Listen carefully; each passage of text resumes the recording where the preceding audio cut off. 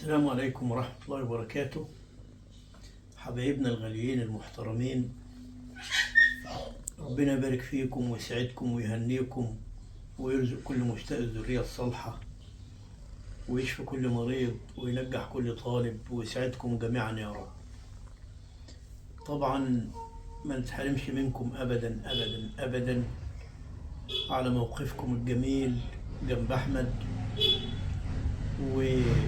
وكومنتاتكم الجميلة اللي بتسانده،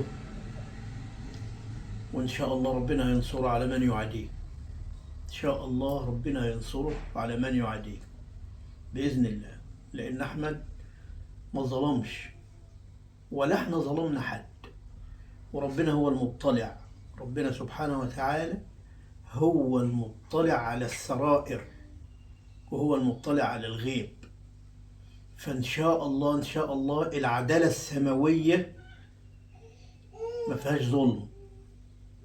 فاللي أنا متأكد منه 100% إن بإذن الله أحمد براء من كل حاجة، لأن أحمد ما كانش عنده أي سريرة داخلية لإيذاء أي بني آدم، سواء في المقلب اللي عمله كان كله بحسن نية وكله على سبيل إن أصحابه يستفيدوا ويصوروا ويسترزقوا من حواليه. ده كانت نيته. وكذلك القواضي اللي أخصموا عاملينها له ديت كلها في لا شتمني لا سب لا ما سب. هو حتى لو كان طلع شتمة من ايه؟ من بعد قرف سنة ونص انتوا عملتوه، من بعد ما طفح الدم منكم، ومن بعد ما الناس كلها كل متابعينه قالوا له يا احمد انت بتردش عن نفسك ليه؟ الناس ده عندها حق، انت بتردش ليه؟ ساكت ليه؟ ساكت ليه؟ ساكت ليه؟ طلعنا ردينا وبينا للناس الحقيقة. محدش غلط فيكم في أي حاجة، وخدتوا حقوقكم كاملة كاملة مكملة، سواء بشهادة القضاة العرفيين سواء بشهادة القضاة في المحكمة. خدتوا حقوقكم ومضيتوا على أوراق في المحكمة ومضيتوا على أوراق، والدنيا كلها متظبطة. حتى يوم ما خدت العزال بتاعك العربية متصورة قدام البيت والكاميرات جايباها ومصورينها وانت والعزال ماشي وبنقول ألف سلامة يا ولاد، باي باي مع السلامة، وبيننا وبينكم ولد، وكان الكل واقف بيضحك، محدش كان حد زعلان من حد. إنا لله وإنا إليه راجعون. حططونا في منحنى وحططوا نفسكم في موقف ما كانش ابدا، ما كناش نتمنى ابدا ان الموضوع يوصل لكده وان الموضوع يبقى بالشكل ده. ازيكم يا حبايب قلبي، عاملين ايه؟ ربنا يسعدكم ويهنيكم ويكبر بخاطركم يا رب كده زي ما انتوا دايما جابرين بخاطري. بشكر كل حبايب قلبي اللي وقفوا جنب احمد بكلامهم الحلو. ربنا يسعدهم ويوقعهمش فيها ابدا يا رب. طبعا يا حبايب قلبي انا بعتذر حتى لاحمد. اول حاجه ليه بتعتذر لاحمد يا ماما فاتن؟ طبعا كنت رايحه واخد الموسم بتاع شيماء ورحنا جبنا الحاجه انا واحمد، وخدت امل وانا رحت اوديها عند شيماء. رحت قعدنا نتكلم وكلمه جابت كلمه انا وشيماء، وقعدنا نقول نعتذر. بعتذر يا احمد علشان خاطرك انت وخاطر ابنك، عشان انت صعبان عليا انت وابنك يا ابني. احمد لما عرف زعل واتفاجئ بالفيديو واتفاجئ بعنوان الفيديو.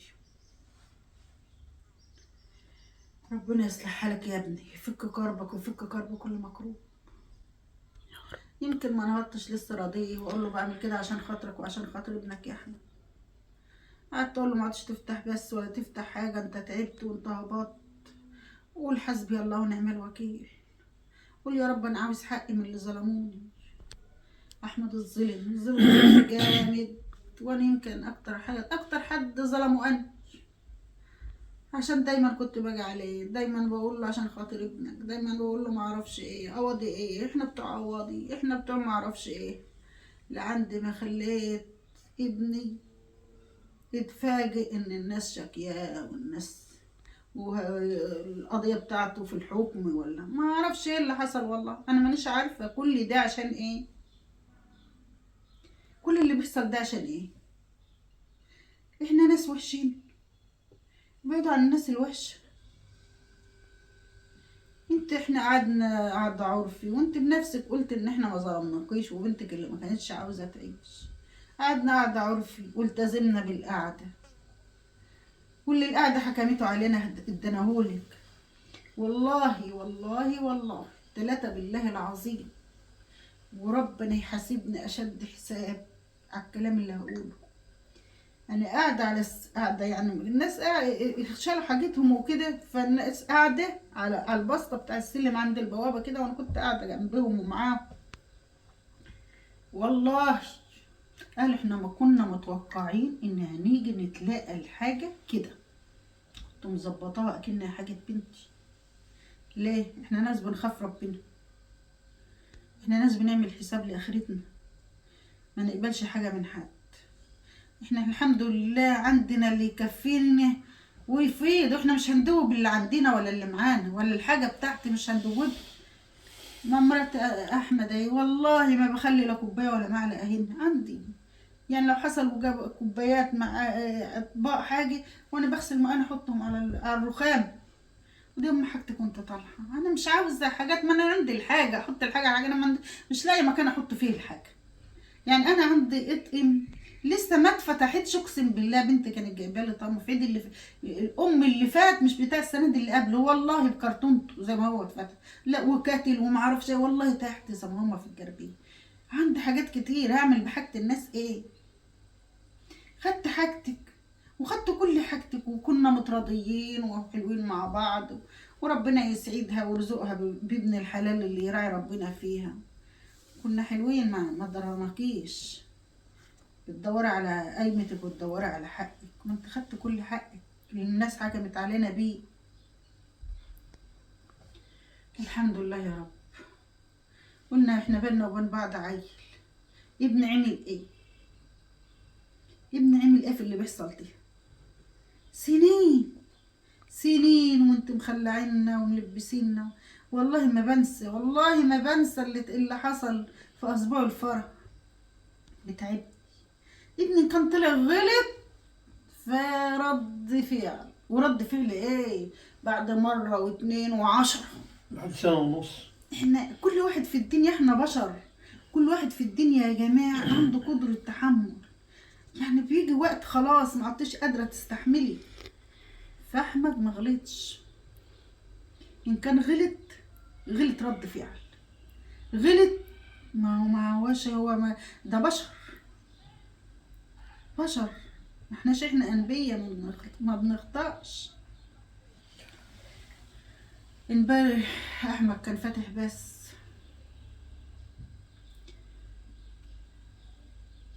وطلعت له عشان قايله له ما عدتش تفتح، انت تعبت وانت هبطت، وارمي حمولك على ربنا، وارمي يا ابني. طلعت شديت معاه، قال لي ياما سيبيني اخد حقي. قلت له قول يا رب، في شقوى من ربنا، ان كان في حد قوي ففي اللي اقوى منه ربنا. قول يا رب، يا رب انا ظلمت هتلاقي حق. احمد زعل مني عشان انا قلت كده، وقال لي لا تسيبيني اخد حقي، لا ماشي لا همشي. قلتها كلمه احمد بقولها وما طولش، قفل على طول.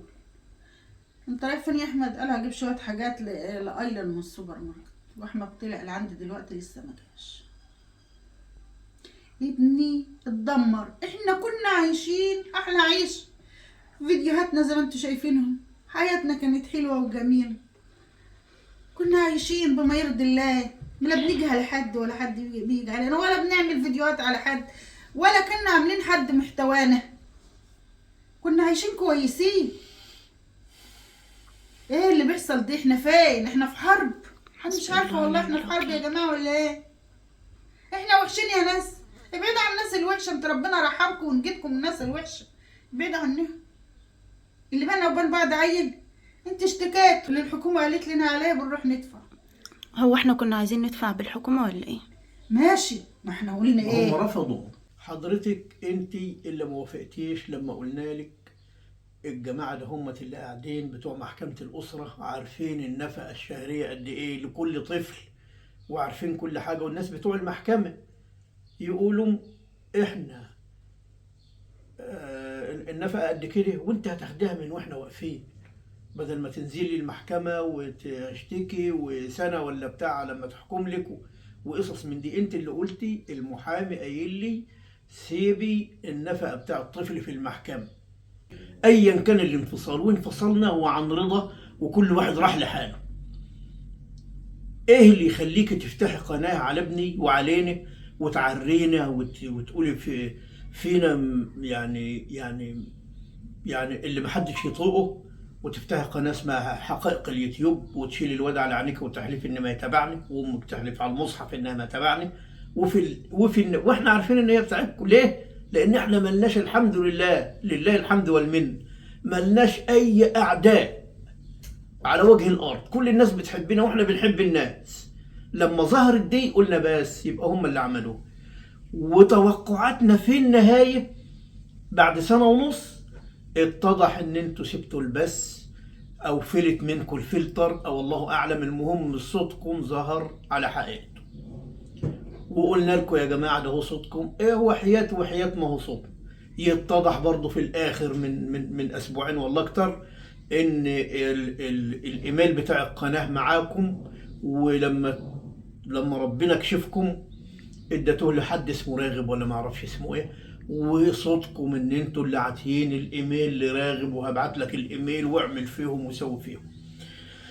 طيب ليه كل ده؟ ليه؟ احنا ربنا يسر الامر والناس طلعت من معضها بالراحه وبالذوق ومع السلامه مع السلامه وبيننا عين. يبقى ليه تطلعوا تعملوا كده؟ وبعد ما تعملوا كده وتغيظوا ابني بابنه وبغيره وتطلعوا تعملوا له حاجات تعصبه، تحاسبوه على رد فعل محدش يتحمله اصلا. مين اللي يتحمل؟ اللي يتحمله احمد ابني. اولا احمد راجل، وده اللي انا متاكد منه وانا عارف انه مربيه ازاي. احمد راجل، كلمه واحده. احمد قعد في الاردن، يعني احمد الوحيد، احمد ابن الوحيد، واي عيل وحيد بيبقى متدلع. لا ده راح الاردن 8 سنين في الاردن، اثبت ان هو راجل. اجى من الاردن قعد في ليبيا كام سنه، اثبت انه هو راجل. احمد راجل وحر، عشان كده احمد تعبان من اللي بيحصل. شوفوا ايلن يا هاجر، احمد تعبان من اللي بيحصل وزعل عماله تنادى لما طلعوا واعتذروا قالوا لا قال لهم خلاص انتهت، لا اعتذار، مفيش حاجه اسمها اعتذار، كل واحد ياخد حقه. واحمد انا عارف ومتاكد 100% ان ربنا سبحانه وتعالى هينجيه لانه ما ظلمش.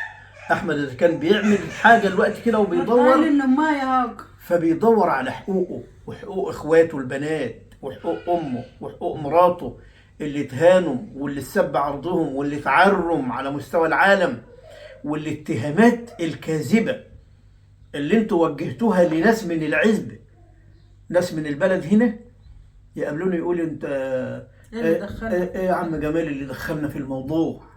لان البيوت بتسمع، اما يسمعوا ان فلان ولا علان ولا فلان ماشي مع فلانه ولا امه متجوزه فلان ولا مش عارف ايه، هي مراته مش بتسمع؟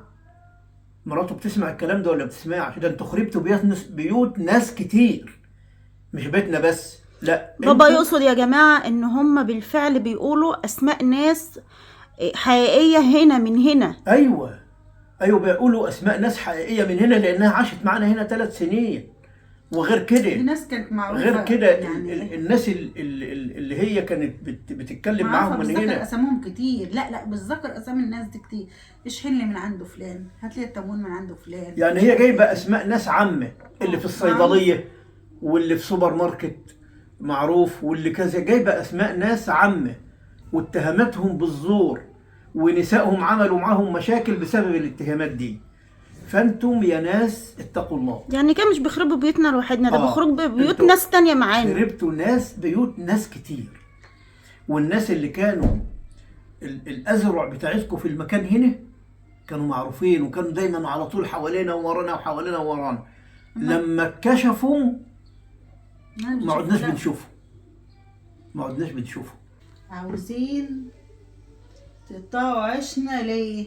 انا عاوز اعرف يا جماعه، بتدخلوا تهكروا القناه ليه؟ يا ماما والله ما هيقدر. يعني مش بإذن بالفعل الله يا طبعا، أسماء، بإذن مش الله، بالفعل. بس برضه مش بإذن الله بنحارب يا مش أسماء هيقدر. حتى على قطع عيشنا، مش بنحارب يا اسماء. كل شويه يدخلوا على القناه ليه؟ بتحاولوا تدخلوا على القناه ليه؟ عادي عندنا يا جماعة بدل القناة غيرها. انتوا عارفين لو قناة جمهورية أحمد وأمل ده يعني بقدر الله حصل فيها حاجة، قناة خليكي معايا اللي هي أكبر من قناة جمهورية أحمد وأمل هتبقى جمهورية أحمد وأمل. ربنا يخليكم لبعض يا بنتي. هديها له عشان يفضل دايما هو الكبير، ربنا يخليكم. عشان تبقوا فاهمين يعني. وعموما هو ليه قناة، أحمد عامل قناة اسمها مملكة أحمد جوهر. ده دي كان فتحها من أسبوعين 3 تقريبا أو أحمد حاجة. عامل قناة من فترة محدش بسيطة يعرف. كده، مسماها مملكة أحمد جوهر. إن شاء الله هنسميها جمهورية أحمد وأمل 2، وكل حبايبنا يتنقلوا فيها. أسماء بقى تحط لكم اللينك، كل حبايبنا تبقى يتنقلوا القناه فيها، الاحتياطيه للجمهوريه يا جماعه. تبقى قناة الجمهورية 2 وهيبقى اسمها جمهورية أحمد وأمل برضه إن شاء الله. ان شاء الله. أنا هشيل مملكة أحمد دي وهتبقى جمهورية أحمد وأمل برضه، هتبقى نفس اسم قناة جمهورية أحمد وأمل، وهيفضل جمهورية أحمد وأمل موجودة، محدش هيقدر يخفيها. وكل شيء بقدر الله وكل شيء بإذن الله برضه. ان شاء الله يا حبايبي هنفضل طول العمر مع بعض ان شاء الله، باذن الله هنفضل معاكم. وبإذن الله برضه كل الدلائل اللي مع أحمد كفيلة ان هي بإذنك انت يا رب تبرئوا من اللي انتوا عملتوه. احمد يا جماعة، احمد ابن الوحيد، بس صبر كتير على اهانته واهانة مراته وبنته واخواته وابوه وامه، بس ما عادش قادر. احمد ما عادش هيرجع عن اللي في دماغه، لازم يجيب حق امه وابوه واخواته وبنته ومراته وحقه هو نفسه. وهيشتكي في السفارة يا جماعة، السفارة هيشتكي فيها سواء الكويت سواء الامارات، وهيشتكي في البلد نفسها. ده مش كلام، ده حقيقي اقسم بالله. انا عارف، انا بقول لك انا مربي احمد وعارف دماغه.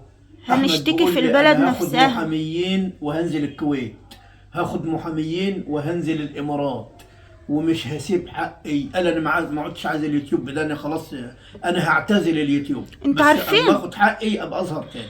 حتى لو احمد اخويا طاله ضرر فمش مشكله انه يطوله ضرر، بس ياخد حقنا برضه ونخلص من الناس دي. هو راجل واحنا مش خايفين عليه. لا نخلص بقى من الناس دي.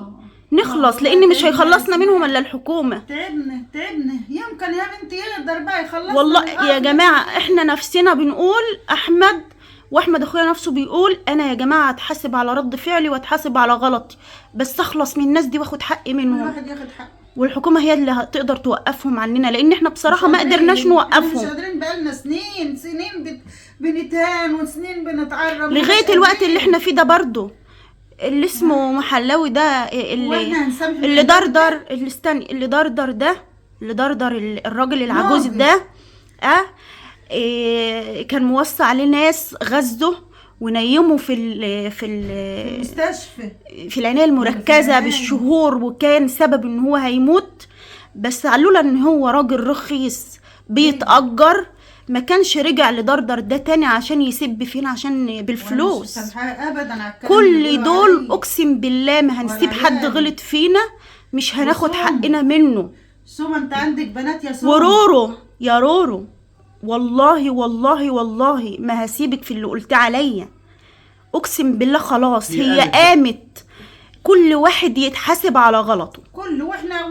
كل واحد يتحاسب على غلطه، كله يتحاسب. والموضوع هيكبر ومش هنسكت الا لما الموضوع يكبر قوي قوي قوي قوي، علشان ما عادش يبقى في ايد حد غير الحكومه وغير الرأي العام. لازم كله ياخد حقه يا جماعه. والله العظيم ما هنتنازل عن حقنا. من رورو وسومة والمحلاوي ونوجة والشاذ، اللي ممكن في يوم من الأيام أسامحها، بس لما تعرف إن هي هتسجن زيها زي ابني. لا لا لا، ما عادش فيها سامح، انت لسه طيبه يا ماما. هسامحها عشان خاطر ابني، انت لسه طيبه. مش عاوزة أسجنها عشان خاطر الولد. ابنك هيتحكم عليه بعد كام يوم الولد- بسببهم وبتقول سامحها. برضك هي سجنت أبوه. الولد ان شاء استنى الله بقى. احنا هنعمل باذن الله، هنبطل الحضانه اللي معاها دي وهناخد الولد، لان الولد ما ينفعش بالشكل ده في الزحمه دي.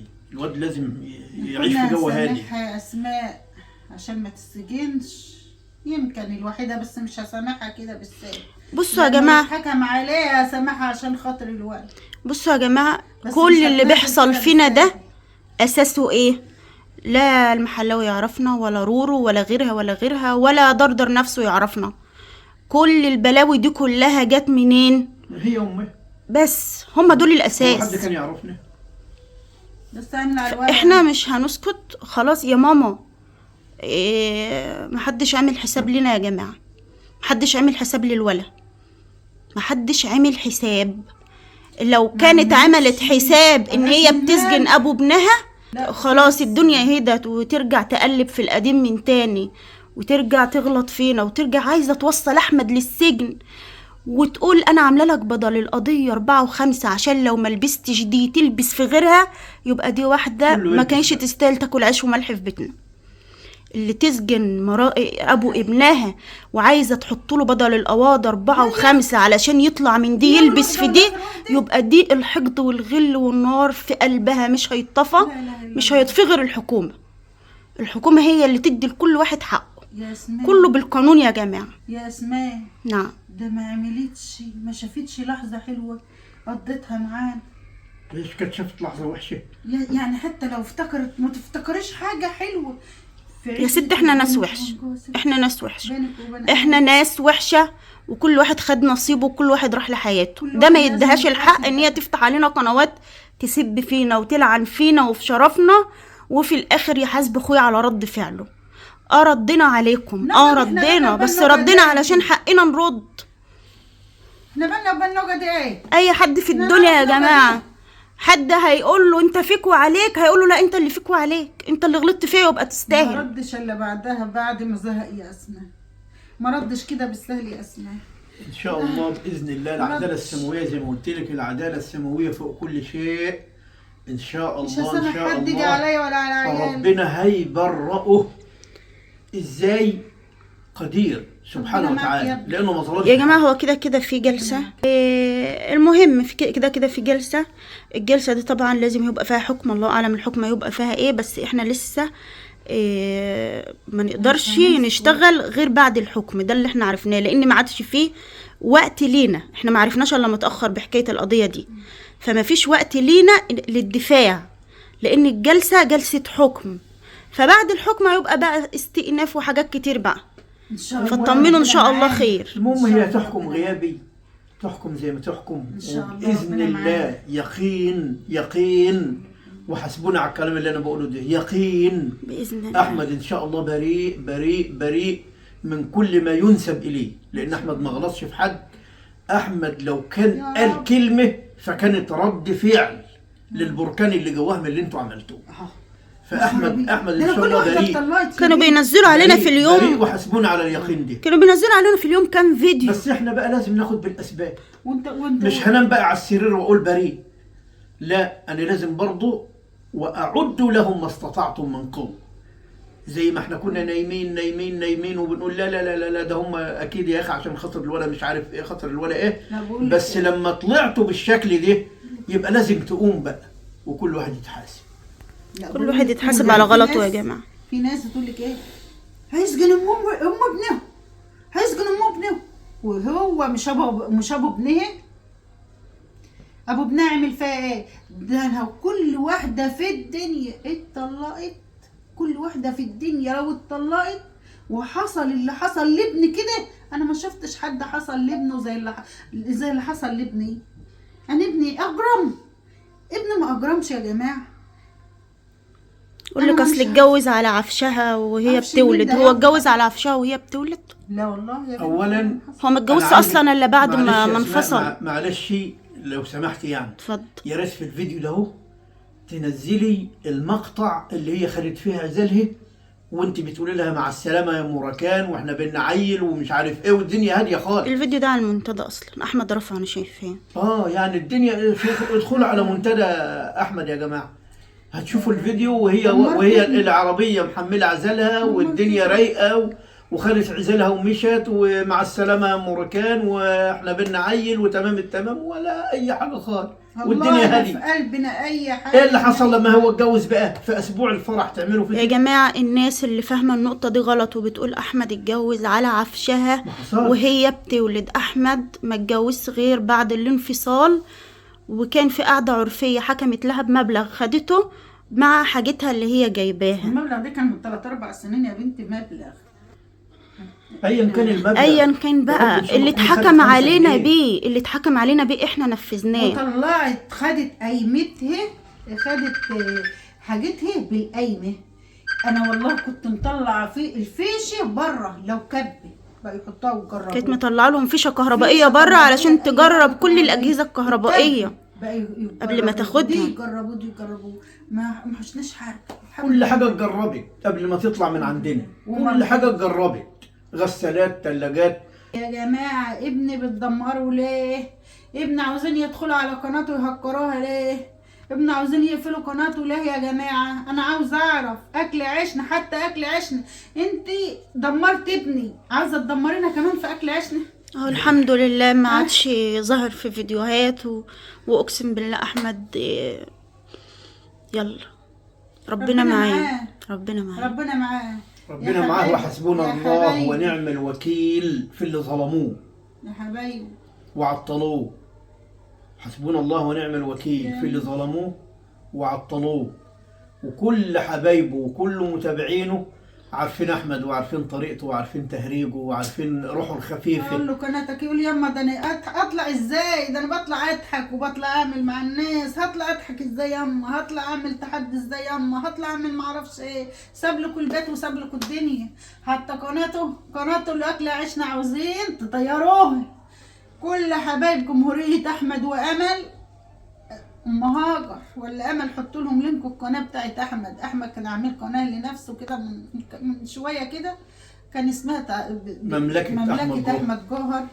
ان شاء الله بس انا هغيرها لجمهوريه احمد وامل 2 يا جماعه. احمد وامل 2. ربنا يا رب يسعدهم ويهنيهم ويبعد عنك يا ابن الشر يا رب. يا رب ابعد عنك يا شيخه. والله احنا مؤمنين بقدر الله سبحانه وتعالى. احمد راجل وانا متاكد من رجولته ومن قدرة تحمله. أحمد يتحمل كل شيء. أحمد اللي خلاه قاعد في الأردن 8 سنين وهو العيل الوحيد، اللي خلاه قاعد في ليبيا كم سنة وهو العيل الوحيد، يقدر يعمل أي حاجة. أحمد مشى وقال لي يابا أنا مانيش راجع إلا ما أجيب حقي وحق إخواتي البنات وحق أمي وحق أهلي. كل يوم عند محامي وكل يوم عند مستشار وكل يوم هنا وكل يوم هنا. أحمد ما عادش بينام لا بالليل ولا بالنهار. أيوة. احمد قال لي انا مانيش راجع الا ما اخلص كل قضاياي واخلص كل حاجه واعمل كل محاضري ونظم نفسي ونظم عملي، ومانيش راجع الا ما اخلص كل حاجه. فهو انا عارف ان هو قده وعارف ان هو راجل وعارف ان الناس اللي في ظهره قدها وقدود. كل متابعينه ناس محترمه، كل متابعينه ناس ما بيحبوش يغلطوا في حد ولا احنا بنحب نغلط في حد. وسيبوهم من حفر حفرة لأخيه وقع فيها. هم اللي عمالين بيفحروا بقالهم كم سنة لما هيسقطوا في المنحدر ده إن شاء الله بإذن الله. فالله المستعان. احنا يا جماعة احنا إن شاء الله بإذن الله، وإن شاء الله عايزين جمهورية أحمد وأمل 2 تقوم نفس قومة جمهورية أحمد وأمل 1. كل اللي في جمهورية احمد وامل 1 الاحتياطي للجمهوريه يا جماعه. وكل حبايبنا يروحوا على القناه الجديده ويشتركوا فيها يا جماعه. انا عاوزه جيش جمهوريه احمد وامل يتنقلوا على جمهوريه احمد وامل الجديد، لان القناه دي يا جماعه احتمال نيجي نبص ما نتلاقيهاش. ليه؟ ربنا ما يجعلنا من قطاعين الارزاق واللي يجي على ابني يجي عليه ربنا. هما بنفسهم شهدوا كم مرة حتى على الفيس وهو فاتح لايف برضو كانوا بيضربوا له في اللايف. هو يا بنت هم مبطلين، مش عايزينه يتكلم، هو كانوا عايزينه يتحط في الحبس من سكات. ما تفتحش بقك، احنا هنحبسك وانت تسكت. ما فيش كل ده اللي هم كده عاوزينه. علاني. ان كان ابنه هيستجن وفين كل ربنا يا يستجن. بنت؟ فين ربنا وفين العداله وفين العداله السماويه والعداله القانونيه الراجل سباب الاعراض دي لا يمكن، اسم حلاوة لا دي. يمكن ولا يظلم بالقانون ربنا برضو يا أحد. محلاوي، مش بالشتيمة والسب، بالقانون. ورورو. ورورو وسومة وسومة والجماعة التانيين برضو ولوجة. كلهم كله بالقانون برضو. كله لازم يدفع الثمن، مش ابن الواحد اللي هيدفع الثمن، كله لازم يدفع الثمن.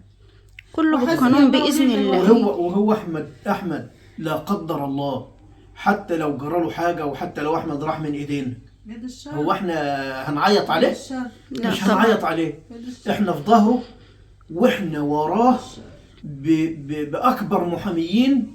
لما لا قدر الله وده عندي يقين، بقول لكم احاسبوني على اليقين ده، ان احمد براء ان شاء الله من كل شيء.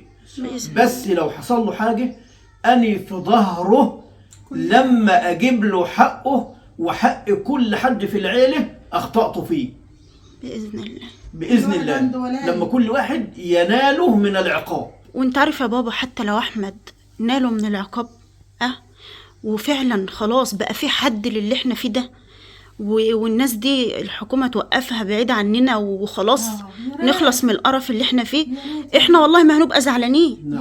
يعني حتى لو هيتحاسب على رد فعله والله مش مشكلة عندنا، بس المهم يبقى في حد للي بيحصل ده. احنا بقالنا سنين يا جماعة بنعاني، وما نطلع نفرفر ونرد ونقول ايه ده، يبقى احنا اللي وحشين وعايزين يحاسبونا على رد فعلنا. تعبنا يا جماعة والله تعبنا. هم اللي حفروا قبرهم بايديهم، صدقيني. ان شاء الله خير، ان شاء الله خير. ودعواتكم يا جماعة، دعواتكم لأحمد ولينا جميعا. ان شاء الله هنشتغل، وقناة احمد عمرها ما هتقع. ولو طيروا القناة ديت هنفتح قناة، ولو طيروا التانية هنفتح 100 قناة. احنا ان شاء الله في ظهر ابني لعند اخر نفس. لان كل اللي بيحصل فينا ده على فكرة نار وكيد وحقد. الناس مش مآمنة بالقضاء والقدر، ناس ما بترضاش بقضاء الله. كل واحد في الدنيا خد نصيبه، المفروض خلاص يبقى في احترام بين الطرفين، بس ده ما حصلش. ازاي نبقى لسه سايبينك من شهر وانت سواق توك توك وما انتش لاقي تجيب لي دليفري كل يوم، والنهارده نبص تلاقيك انسان ناجح على اليوتيوب وليك محبين وليك ناس بتحبك ازاي ما مش قادرين احنا نسيبك الشهر اللي فات سواق توك توك والنهارده نشوفك انسان ناجح؟ لا، احنا وراك لما نهدك ونهد عيلتك معاك. هو ده اللي حصل فينا. لن يحدث في كون الله الا ما اراد الله باذن الله. الحمد لله. ما تحرمش السلام منكم عليكم. يا حبايبي. انا عارفه يا حبايبي ان كل بيت فيه اللي مكفيه، معلش غصب عننا. مع السلامه يا حبايبي، ربنا يوقعكم في دقيقتك.